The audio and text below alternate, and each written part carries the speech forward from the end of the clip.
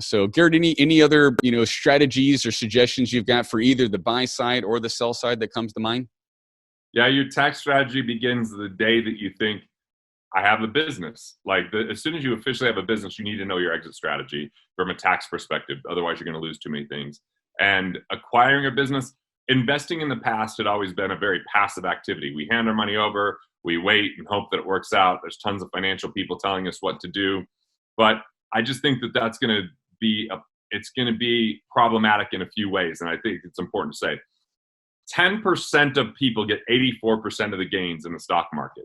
A lot of that has to do with hedge funds that are selling short. So when the market goes down, they're actually getting a bunch of other people's money, and then they actually change their positions and move long when the market changes, and they've got full teams of analysts. And so the average investor is not going to get huge returns in the stock market. The second problem we're going to face in that is a lot of companies aren't going to make it to the other side of this, I think, really tumultuous recession.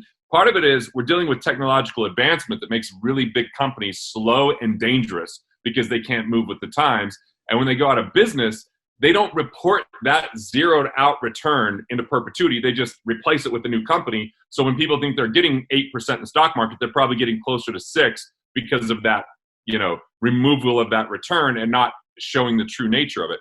So instead, why not just evacuate all of that and invest in what you know? Because when we look at the multiple of major corporations, it's absurd. It doesn't make sense.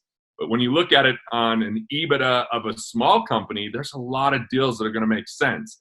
And that's what I really would encourage people is to become more of the pros that sit in cash and then pounce when there's the right opportunity. And you can make money on the buy when you have cash because you can get better rates. Like even the building I'm sitting in right now is a little podcast studio at this cabin I have. When I was trying to buy it, there was multiple offers on it.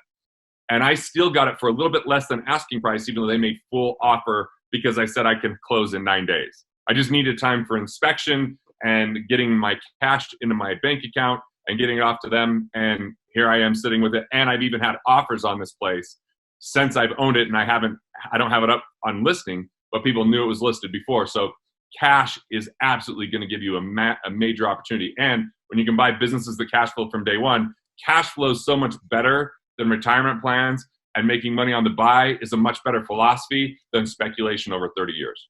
Be sure to subscribe and hit the bell for notifications about new videos and interviews. And introduce yourself in the comments. Are you a buyer or a seller?